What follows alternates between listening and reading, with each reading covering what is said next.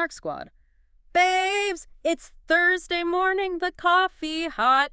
And babes, we are so close to the weekend. We need to talk about Thursdays because somehow they are the best day, but also the worst. Oh, totally the worst. Right. Like, yes, it's almost the weekend, but it's not the freaking weekend, but it's almost the weekend. It's a conundrum. Discuss. I mean, it is the ultimate, like, psychological bait and switch. Yeah. You wake up on a Thursday, and your brain just dumps this premature hit of serotonin because it senses Friday is adjacent, you know? Yes, you feel the Friday vibes. Exactly. So you put on a slightly better outfit, you have a little more spring in your step. Yeah. But then you sit down at your desk, the emails start flooding in, and reality just hits you like a cold, wet towel. A freezing wet towel. It's so bad. It is still a corporate workday. You still have deliverables. Like Thursday is a Trojan horse. It promises weekend energy, but literally delivers Tuesday labor. It's just a grifter selling you false hope. A Trojan horse. That is honestly the perfect way to describe it, because I woke up today thinking I was going to like glide into the weekend, maybe grab a fun little sweet treat this afternoon. And then I realized I have 3 massive Zoom calls and a spreadsheet that makes me want to gouge my eyes out. The sweet treat won't save you from the spreadsheet. It won't. The emotional whiplash just leaves you completely raw by 3 p.m. And honestly, that bait and switch energy perfectly mirrors what the Bravo PR machine is doing to us this week. Oh, completely. The manufactured narratives. We are being sold false narratives left and right, you guys, from fake reality TV apologies to rewritten relationship histories. But to cope with the Thursday delusion, breakfast check, McDonald's, yes. We got pancakes, egg burritos, and babes, not as elite as McGriddles. We said what we said. I mean, look, the egg burrito is purely utilitarian. It provides the necessary caloric intake to survive the Thursday inbox, right? But it completely lacks the chaotic, unhinged majesty of a pancake bun infused with artificial syrup. Exactly. We need the chaos. We require chaos to fuel the analysis today. Yeah. The burrito is just too safe. So safe. So, McDonald's, if you're listening, slide into our DMs. We are ready. We will gladly accept a lifetime supply of hash browns to fuel these morning rants. But speaking of things fueling us, the DMs... Babes, they have been nonstop. Literally flooding. And honestly, we might need more segments because you guys are giving us content.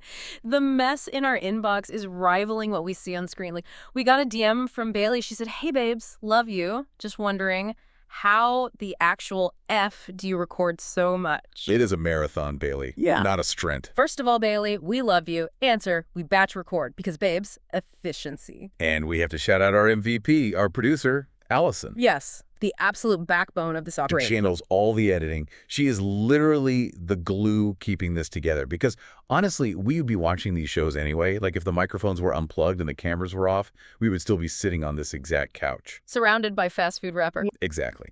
Surrounded by rappers, aggressively dissecting the mechanics of a Bravo crisis management strategy.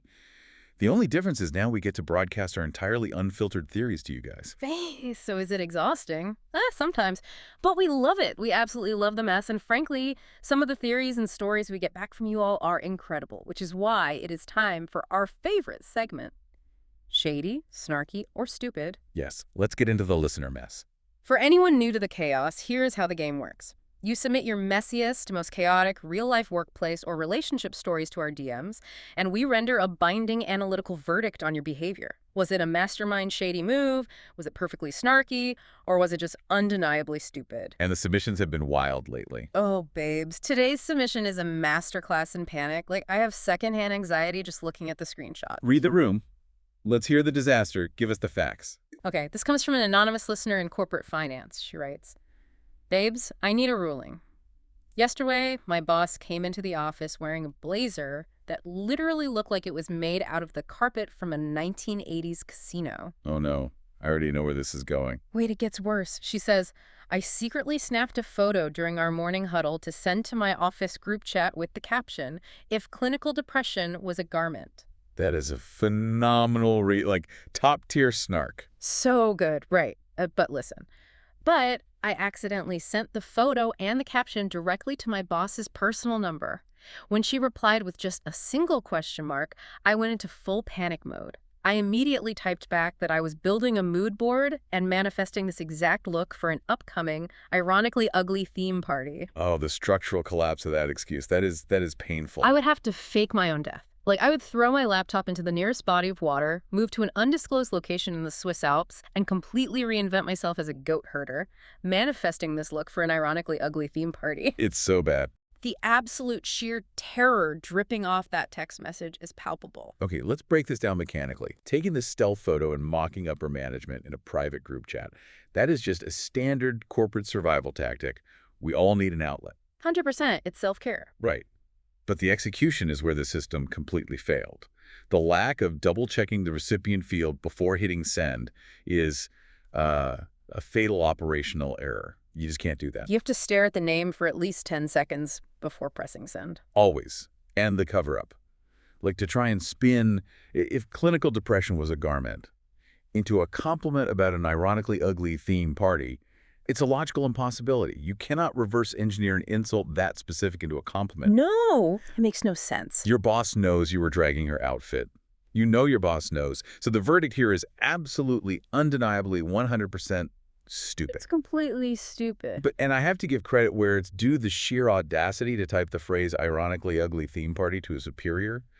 That makes the attempt iconically shady. Stupid. A complete and utter structural failure. Like, you have to just own it at that point, right? Or claim your phone was stolen by a rogue intern. Blame a ghost. Just do not double down. Never double down on a bad lie. Never. But babes, Q1 is done. We survived the first quarter of the year. Barely, but we made it. So what are our soft girl goals for Q2? We need to discuss lifestyle, money, wellness, delusion. Well, I feel like Q2 requires a pivot toward, like, strategic delusion. Oh, talk to me. What does that mean? I want to weaponize the current wellness trends strictly for the visual aesthetic. Like, I'm not actually going to put in the grueling labor to heal my gut microbiome or, regulate my nervous system. It sounds exhausting anyway. Way too much work. Yeah. But I am going to purchase a ridiculously overpriced $70 beige ceramic cup to drink lemon water out of so the algorithm thinks my life is perfectly curated. Yes. Fake it till you make it. Exactly. I want the branding of a wellness guru with the actual lifestyle of a reality TV couch potato. That's my goal. I am so here for that. Maximum reward, minimum effort. I am fully leaning into the aesthetic delusion. Like, I want to manifest the physical results of a grueling 5 days a week Pilates reformer routine while remaining entirely horizontal in my living room watching Bravo screeners. The ultimate soft girl era. That is my absolute goal. Just pure, unadulterated manifestation without a single drop of sweat, which honestly brings us perfectly to the actual content today, because nobody is working harder to manifest a false reality than the people on our television screens. It's an epidemic of delusion right now. Right. The girls are fighting, the men are providing absolutely nothing of substance, and the Los Angeles PR machines are working overtime to cover up the mess. So let's get into the daily gossip recap. Let's do it. The timeline has been an absolute disaster zone for the last 24 hours. Like, the PR teams are visibly sweating. We have to start with the absolute chokehold the summer house drama has on the internet right now. The delusion is peaking. On one side, we have West Wilson and Amanda Batula working overtime with their crisis teams to convince the public they are a perfect organic match. Which is hilarious. And on the exact opposite end of the spectrum, we have Ciara Miller officially ascending to a level of untouchable icon status. The dichotomy is jarring. It really is. The contrast in how these three are handling the fallout is literally a masterclass in reality TV optics and career trajectory. You have one side playing frantic defense in the tabloids and the other side playing high-level offense on the red carpet. Let's talk about Tuesday night. Ciara Miller at the Euphoria Season 3 premiere. Babes, my jaw actually unhinged. She looked incredible. Stunning. She showed up in this gorgeous two-piece black ensemble looking like absolute Hollywood royalty. And she isn't just attending as a reality TV guest. She is working the carpet. She is holding an HBO Max microphone and actively interviewing Sydney Sweeney. Which, if you think about it, is a brilliant piece of corporate synergy by her management team. Oh, completely. You take the most talked about, universally sympathized with woman on Bravo right now. You put her on a prestige red carpet for the buzziest drama on television, and you have her interview the current it girl of young Hollywood. It's genius. It elevates Ciara entirely out of the Bravo mud and places her firmly in the mainstream entertainment sphere. It basically says, I am no longer just a girl fighting in the Hamptons. I am a broadcast talent. Exactly. It's the prestige pivot. But the genius of it isn't just the placement, it's the execution. So Ciara's interviewing Sydney Sweeney right now, and Ciara looks Sydney dead in the eye, fully knowing what the internet is talking about, and asks, if you steal your friend's ex-boyfriend, what do you think is the next step? The psychological calculation of that specific question is breathtaking. It's a sniper shot. It functions perfectly on two separate planes of reality. On the surface level, it's a completely relevant professional question about the core plot of Euphoria, which is entirely driven by teenagers stealing each other's toxic boyfriends. Mm-hmm. But, subtextually, it is a highly targeted precision missile launched directly at Amanda Batula. Yes. And Sydney Sweeney, bless her heart, responds so perfectly without even realizing the Bravo context. She goes, it's not good, make it worth something, because that's just worth too much pain. And Ciara's reaction. Ciara completely agrees on camera. She goes, you got to make it worth it. I was practically vibrating when I watched that clip. Like, Ciara is taking this massive, humiliating personal betrayal, finding out her friend is hooking up with her ex, and using it as rocket fuel to launch her career into the stratosphere. She is booked and busy. She is projecting an aura of being totally unbothered. Well, and look at what happened when Entertainment Tonight pulled her aside and asked how she was holding up amid the cast drama. Her response was structurally flawless. She smiled and said, oh my God, we're thriving, right, Euphoria? How can we not? God, I love her. Notice the mechanics of that answer, though. She completely bypasses the mud. She doesn't offer a single quote about her feelings of betrayal, anger, or sadness that a tabloid could aggregate into a headline. She just gestures to the HBO Max microphone in her hand and essentially says, look at the tax bracket I am currently operating in. It's the ultimate power move. This is the playbook for winning a reality TV breakup. The formula is, date a mediocre man, get publicly humiliated by said mediocre man, retain your dignity, and leverage the overwhelming audience sympathy to secure insane, high-paying career opportunities outside of the network. Oh, the mediocre man part is so true. Meanwhile, while Ciara is literally thriving and rubbing elbows with Sydney Sweeney, let's track what West Wilson is doing, because the timeline of this betrayal is wild. It's messy. Reports are showing that Ciara was actively rekindling her romance with West over the last few weeks. She genuinely thought they were getting back on track, privately. She had zero idea that he was secretly hooking up with Amanda. Who is supposedly her close friend. Yes. Amanda, who is newly single after blowing up her marriage with Kyle Cook. The depth of the betrayal is profound, because it's a double homicide. It's the romantic betrayal from West and the platonic betrayal from Amanda. But let's analyze West's crisis strategy while Ciara is dominating the prestige carpets. Where'd he go? Please tell me. Dumois spotted him soaking up the sun in Arizona, and then he immediately flew to Indianapolis for the NCAA Men's Championship game. And who's he with? Sophia Cunningham, the co-host of his podcast. A podcast bro fleeing to a college basketball game while his entire romantic life detonates on the internet. It is almost too stereotypical to be real. Like, he is leaning so heavily into the unbothered sports guy persona because he literally does not possess the emotional vocabulary to address what he just did. It's an evasion tactic. He's intentionally physically removing himself from the Bravo sphere because he knows that if he stays in New York, he will be hunted by paparazzi asking questions about Ciara and Amanda. Oh, yes. So he retreats to the one demographic safe space for a reality TV villain, sports media.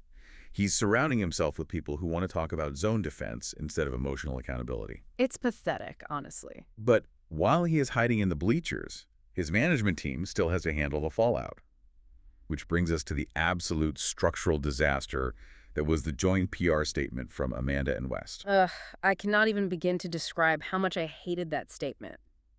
Katie Maloney and Dana Kathan dragged them so perfectly on their Disrespectfully podcast. Like, Katie Maloney read this joint Instagram statement and called it, quote, devoid of empathy and reality. And if there is one woman on the Bravo roster who possesses a PhD in navigating the fallout of toxic men, it is Katie Maloney. 100%. If Katie looks at your public apology and determines it lacks reality, your crisis management team has catastrophically failed. But Dana dropped the actual bombshell. Dana revealed on the podcast that she had it on good authority that Amanda and West actually hired a PR person to help them draft that joint Instagram post. A paid publicist? Dana literally said, get a refund, because the statement was so word-salady. I just want to understand the economics of this. You are paying a Los Angeles crisis management firm thousands of dollars a month to help you explain why you are sleeping with your best friend's ex-boyfriend, and the absolute best sentence they can construct for you is, Our connection grew out of a genuine, long-standing friendship. That is what you paid for. It's embarrassing. That is what you paid for. The fundamental flaw in their PR strategy is that it completely ignores the inherent contract of being a reality star. In that statement, they explicitly asked the public for respect and privacy as they navigate this new chapter. As if. You cannot sign a legally binding television contract to broadcast your messy, drunken hookups to millions of people, betray a fan-favorite cast member, detonate a long-standing marriage with a network staple like Kyle Cook, and then suddenly erect a boundary and demand privacy. It doesn't work that way. As Dana correctly pointed out, you can't purposefully execute a salacious, highly visible betrayal and then beg the audience to look away.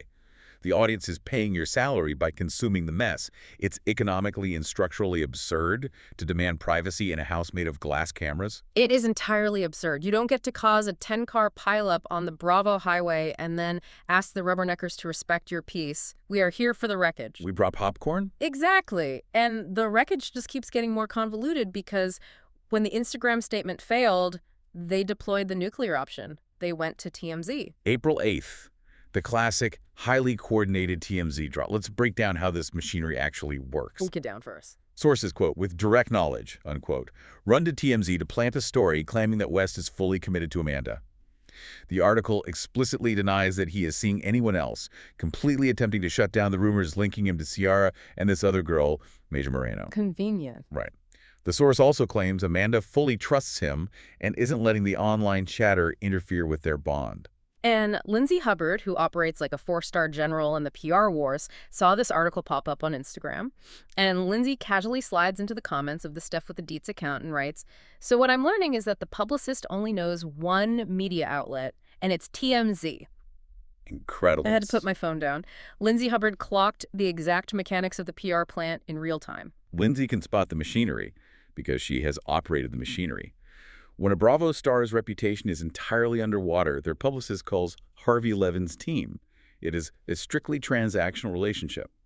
The publicist feeds TMZ an exclusive scoop in this case, confirming the status of the relationship. And in return, TMZ agrees to frame the narrative exactly how the publicist dictates. Wes is a committed boyfriend. Amanda is secure. The haters are wrong. Exactly. It's reputation laundering. But let me throw a wrench in this because my analytical brain is fighting my reality TV brain right now. Do you think there is any universe where Wes is actually genuinely committed to Amanda? Like, maybe they really did trauma bond during the chaos of her separation from Kyle and fell in love? Or is this 100% a desperate, manufactured PR play mandated by Bravo executives to save their image for the upcoming In the City spinoff? You always have to follow the money in these situations. We know they're currently shooting the In the City spinoff. From a network perspective, you cannot successfully anchor a brand new television show if your two primary leads are universally despised by the audience for being messy, non-committal cheaters. People will just tune out. They have to legitimize the relationship to save the show's marketability. If West is just treating Amanda like a casual fling after she blew up her entire life and marriage for him, the audience will actively boycott them. We would burn it down. The network needs them to present as a cohesive, star-crossed unit to sell the romance angle. So, do I think West, a man who is currently dodging accountability by hiding at a college basketball game, is fully committed? Absolutely not. I think his crisis team sat him down and explained that if he doesn't want to get absolutely eviscerated at the upcoming reunion and lose his spinoff check, he better start acting like this is the greatest love story of our generation. Wow. It's just a bleak reality. Like, the thought of Amanda sitting in $1 million Hamptons rental, allegedly trusting a guy who is literally just stringing her best friend along days prior just to secure a spinoff, it's incredibly dark. Very dark. But, you know, Wes using silence to avoid accountability is one thing. Jesse Lally on The Valley is doing the exact opposite. He is using the cameras to actively rewrite his history, and it is infuriating to watch. Jesse Lally is a man who mistakenly believes he is the executive producer of his own life. But in reality, he is just providing a masterclass in how to make the entire viewing audience fiercely loyal to your ex-wife. Oh my God, yes. He is weaponizing the confessional camera, but he's doing it so clumsily. I am still emotionally recovering from his confessional on The Valley Season 3, Episode 2. The setup of the scene alone is tragic. Jesse meets Zach Wickham at an airliner-themed bar. Why are they there?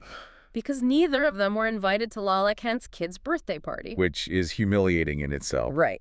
So they are sitting in this fake airplane fuselage drinking, and Jesse starts talking about his new girlfriend, Lacy Nicole, and directly comparing her to his ex-wife, Michelle Sanny. And here is the exact transcript of what Jesse delivered in his confessional.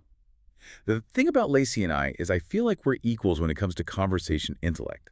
With Michelle, I always felt like she wasn't participating. She was just like kind of there for the ride. When he said that, I paused my television and just stared at the wall. You are going to sit in a confessional chair, broadcast to millions of people, and claim that the mother of your child, the woman you built an entire real estate business with, the woman who endured 2 highly toxic seasons of your chaotic behavior, was just there for the ride and lacked the intellect to converse with you. It's wild. You reunite with some girl named Lacy from a decade ago, and suddenly your ex-wife is a brainless passenger in her own life. The disrespect is astronomical. It is textbook narcissistic devaluation. When someone like Jesse secures a new source of supply, in this case, Lacy, they feel an intense psychological need to completely rewrite the history of their previous relationship to justify the discard. So transparent. He has to convince the audience, and himself, that Michelle was intellectually inferior, so that his current choices look like an upgrade. But we also need to analyze the producer mechanics of how Lacy even got on our screens this season, because it explains Jesse's desperation to legitimize her. Oh, the Zen party. This is where the fourth wall completely shatters. Exactly. Let's rewind to last season. Lacy crashes Michelle's Zen party. The cameras are rolling, the scene is happening, and Lacy explicitly says on mic, "I didn't sign a release." She just walked right in. She crashed a filmed, permitted event without legally agreeing to be broadcast, which actively forces production's hand. A producer literally had to step into the frame and confront Jesse about why this unauthorized person is ruining the shoot. And Jesse yells at the producer that he is going to go with his girlfriend, essentially holding the entire scene hostage. Such a diva move. He forces the network to deal with her. And now, magically this season, Lacy is a full-fledged cast member.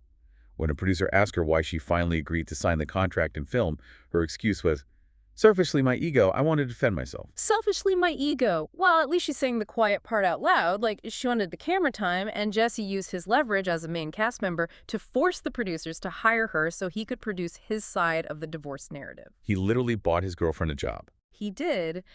Meanwhile, while Jesse is performing in a fake airplane and rewriting his marriage, Michelle is dealing with actual devastating real-life heartbreak over on the Valley After show. The juxtaposition between Jesse's manufactured reality and Michelle's actual vulnerability is jarring. It is so sad. Michelle sat on the after show and completely opened up about her recent split from Aaron Nosler. And the emotional whiplash this poor woman has been subjected to is insane. She explains that Aaron relentlessly pushed her to move in together. He wanted to take this massive, serious step. And then what happens? As soon as they sign the lease and merge their lives, he immediately starts nitpicking every single thing about her. He's complaining that she doesn't go to the gym enough. He is criticizing Michelle Sanny, who is objectively stunning. She is gorgeous. And then, after applying all this pressure to build a life together, he just abruptly packs his bags and leaves to go live with his mother. It is the ultimate manifestation of male panic. Jason Caperna actually offered a very clinical, somewhat harsh, but entirely logical analysis on the after show. He essentially diagnosed the situation by saying that things got incredibly serious, they moved in together, and Aaron suddenly confronted the reality of a blended family future and realized Michelle wasn't the one. He just bailed. He looked at the step-parenting dynamic, panicked, and bolted to the safety of his childhood bedroom. But the collateral damage of that panic is what breaks my heart. Michelle talked about her 5-year-old daughter, Isabella. Isabella cried when they broke the news that Aaron was leaving. Like, Aaron had moved in, actively stepped into the stepfather role, let this little girl get attached, and then just vanished. That's the worst part. Thank God Isabella is resilient and bounced back a few days later. But as a mother, watching your child cry over a man who lacked the emotional maturity to commit, that is devastating. Janet Caperna was fiercely defending Michelle, saying, "Can you imagine having Michelle and losing her?" Janet's assessment is correct. But the truly sinister part of this narrative is how Jesse is actively weaponizing Aaron's departure to elevate his own status. Oh, he loves it. Jesse claims that Michelle told him about the split in private on a Monday, and by Wednesday the story had leaked to the press. And Jesse's defense, when accused of being the leak, was essentially, "Well, Michelle, you deleted him from your Instagram. People notice that stuff." He immediately blames her for the leak. He deflects entirely. And then he uses his confessional to go on this unhinged rant about Aaron. He looks into the camera and calls Aaron a weak man for stepping up to be a stepfather, then backing out with a retroactive list of petty complaints. He says only the strongest man can accept being a stepfather, and he's not freaking strong. Yeah, let me ask you to evaluate his motive here. When Jesse delivers that line, do you genuinely believe he is experiencing paternal outrage on behalf of Isabella, or is he just thrilled that the universe handed him a free pass to publicly execute the guy who replaced him? Oh, he is absolutely reveling in the destruction. Is he sad his daughter cried? I'm sure he is. He's her father. But the primary overriding emotion driving that specific confessional is pure, unadulterated ego. Exactly. He gets to sit in that chair, puff his chest out, and definitively brand Aaron as a weak man. He gets to broadcast to the world, look at the guy my ex-wife left me for. He couldn't even handle the pressure. It is a massive ego trip, completely disguised as protective paternal outrage. Precisely. He is utilizing Aaron's structural failure to construct a narrative where Jesse remains the superior, stronger, more stable father figure. It's not about shielding Michelle or even comforting Isabella. It's about Jesse decisively winning the PR war of the divorce. He needs the audience to view him as the victor. It is so transparently manipulative. Jesse Lally clearly demands the spotlight, and he doesn't care whose reputation he has to burn down to keep it. But babes, while Jesse is fighting for camera time over in Potomac, we have a legendary housewife who's doing the exact opposite. A major shift. She is swallowing her pride, accepting a massive demotion, and taking a brutal pay cut just to keep her foot in the door. Let's transition to the corporate restructuring happening at the Real Housewives of Potomac.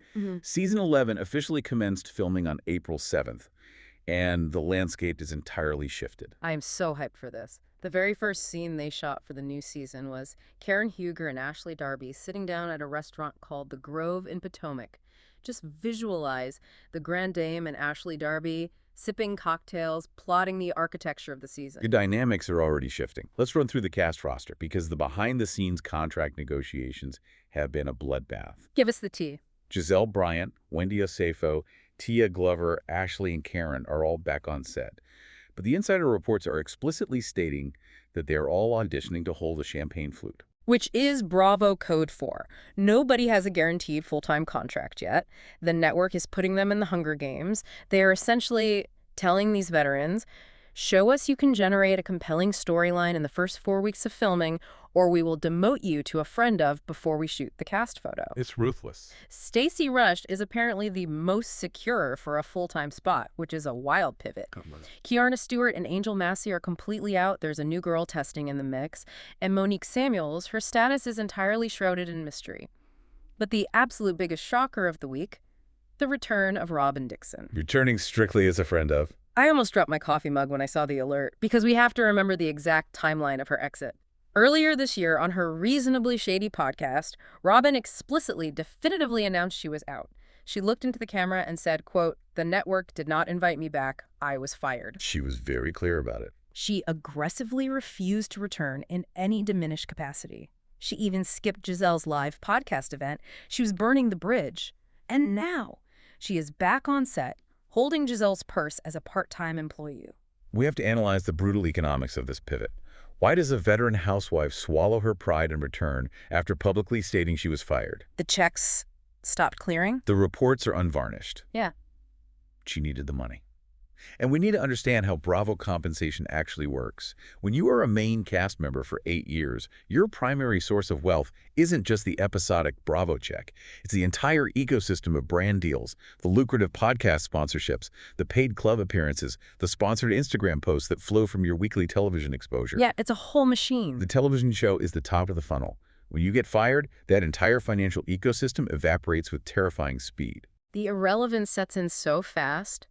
Brands don't want to pay top dollar for a sponsored post if you aren't currently airing on television. It's a harsh reality.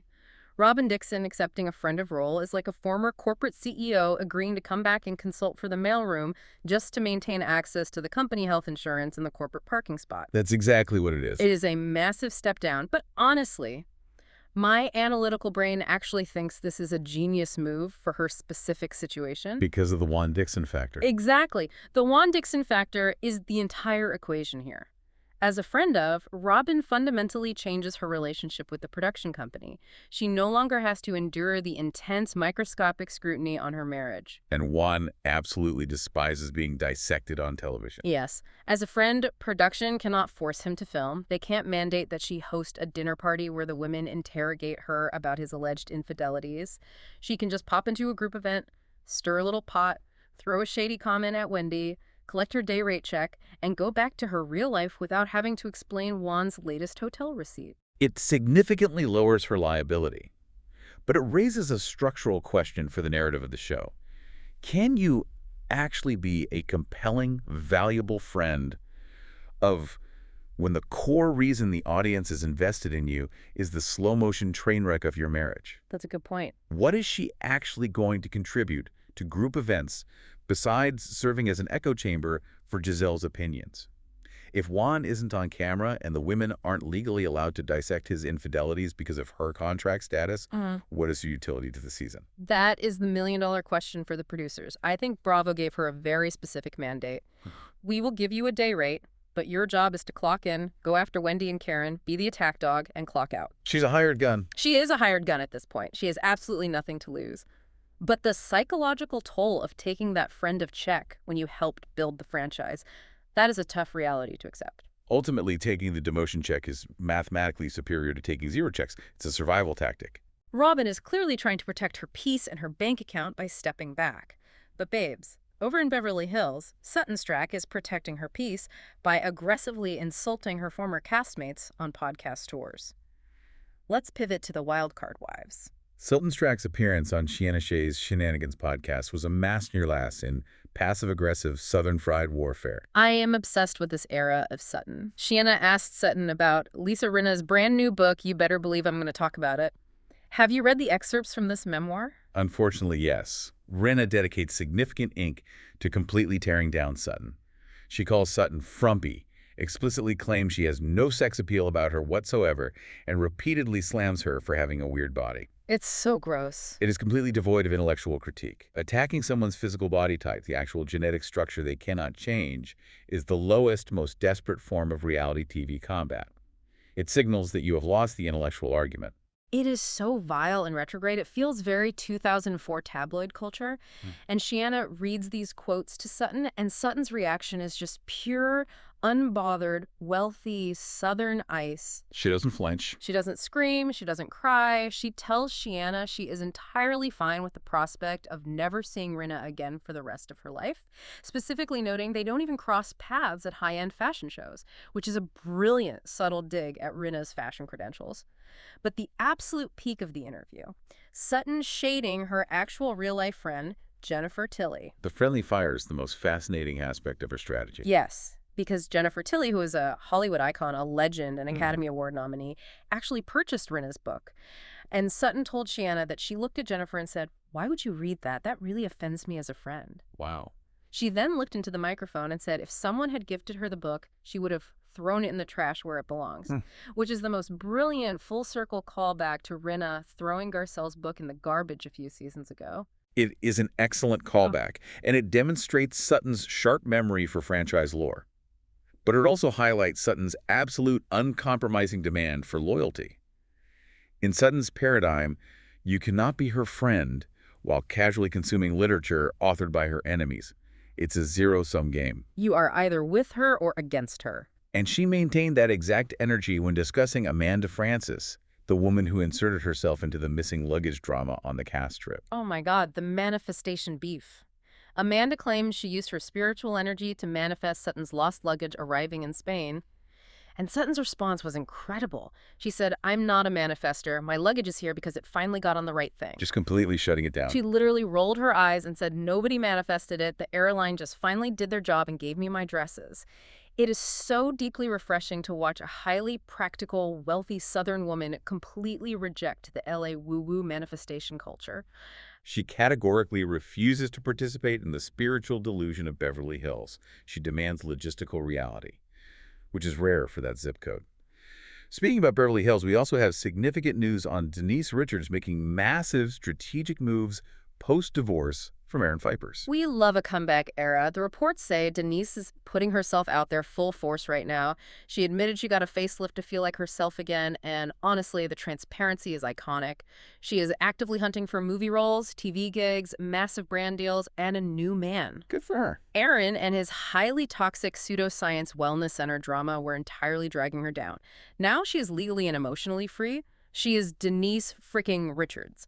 Bravo needs to issue a blank check and put her back on RHOBH full-time immediately. The contrast between Sutton managing petty luggage squabbles and Denise actively rebuilding a Hollywood empire post-toxic marriage is stark. But if you want to analyze marriages blowing up in real time with catastrophic precision, we have to transition to the absolute mess that is the new franchise, Real Housewives of Rhode Island. Babes.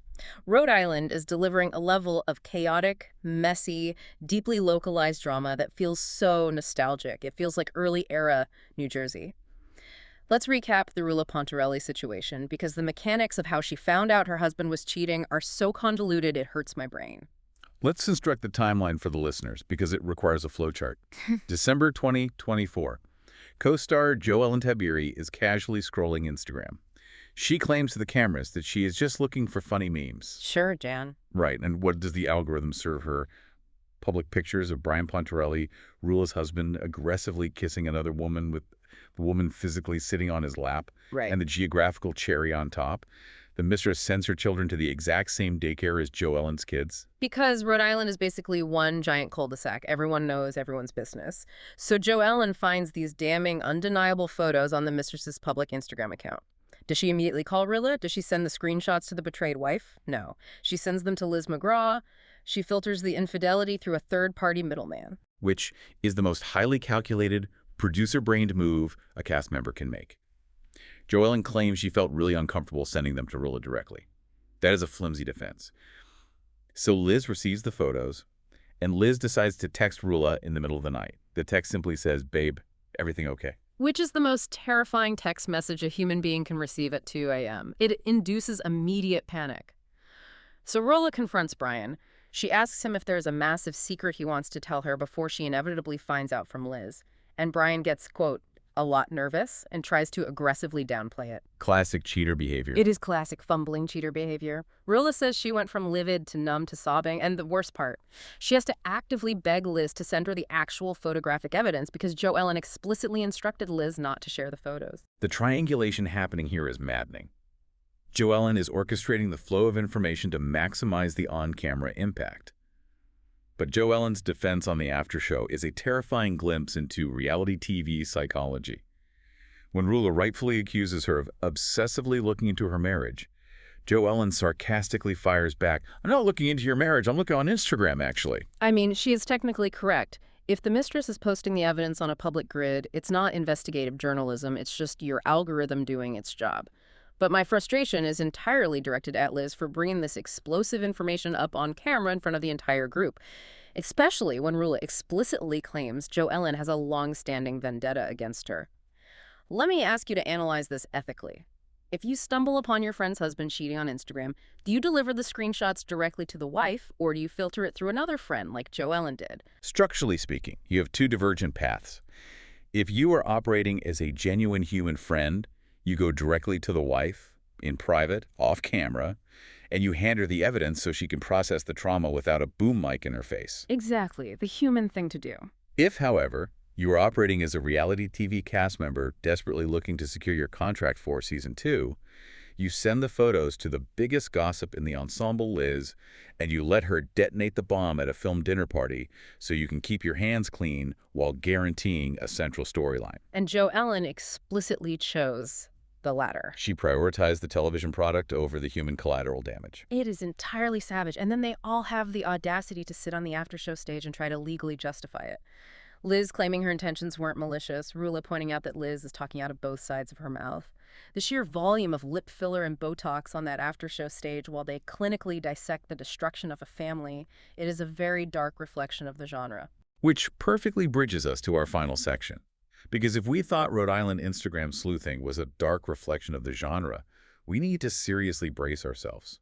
From Rhode Island husbands getting caught online to reality stars ending up in actual, literal courtrooms facing judges.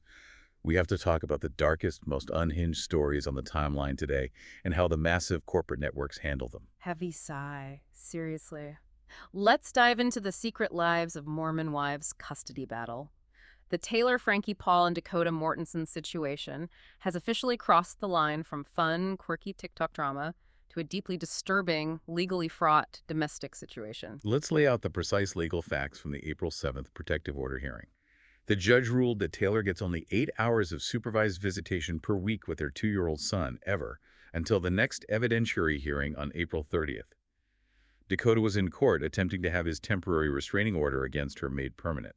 The allegations coming out of this courtroom are harrowing to read. The guardian ad litem, who was appointed by the court to speak strictly on behalf of the child's welfare, claimed that during an incident in May 2024, Taylor pushed Dakota while he was actively holding Ever, nearly causing him to fall over with the baby.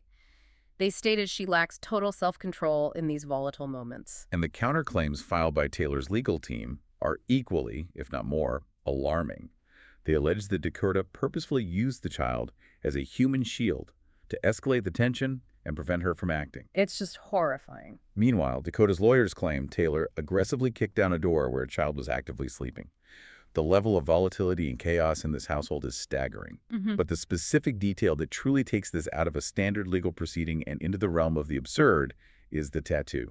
The lip tattoo, babes, I cannot even process the psychology of this detail. Dakota actually got Taylor's initials TFP permanently tattooed on the inside of his lower lip on February 14th, Valentine's Day. The timing is what gets me. The timing is insane because he did this right after she posted a massive promotional video for her upcoming, now canceled season of The Bachelorette.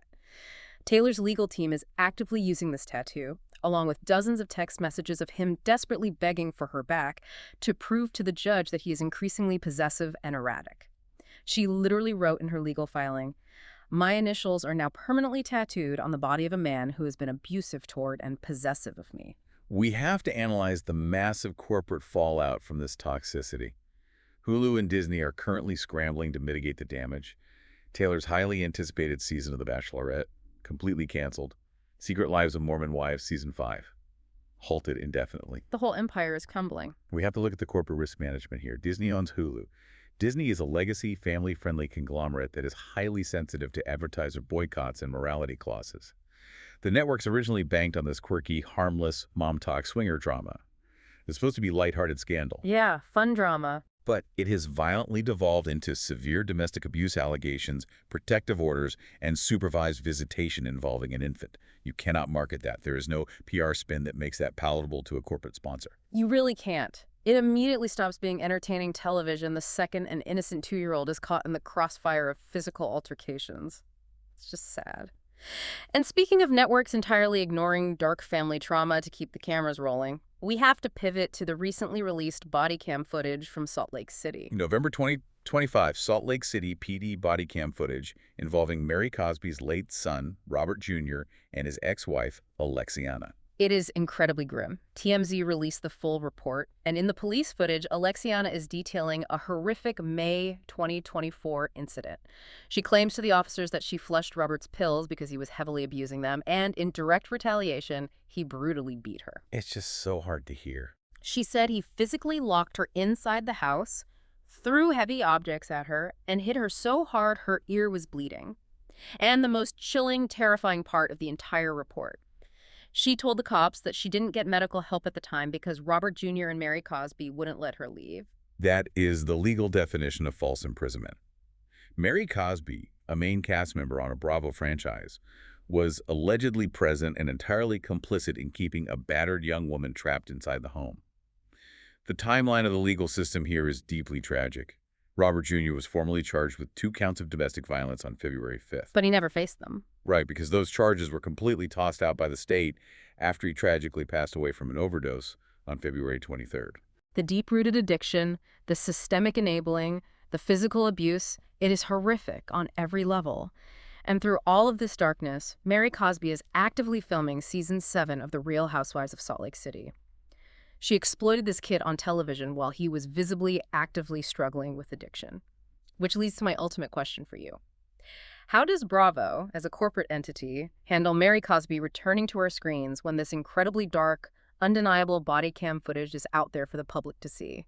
How do you edit a glossy, fun reality show around a woman accused of trapping her son's battered wife? We have to look at Bravo's historical corporate track record because their model is vastly different from Disney's.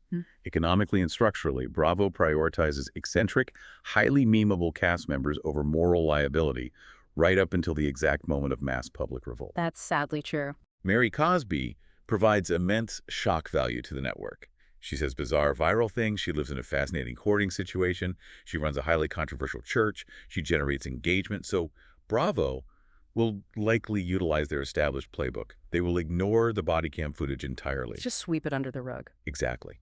They will edit completely around it. They will focus the cameras on her quirky interactions with the other women. They will treat the death of her son strictly as a heartbreaking tragedy to garner sympathy, and they will absolutely refuse to address the criminal abuse and false imprisonment allegations surrounding it.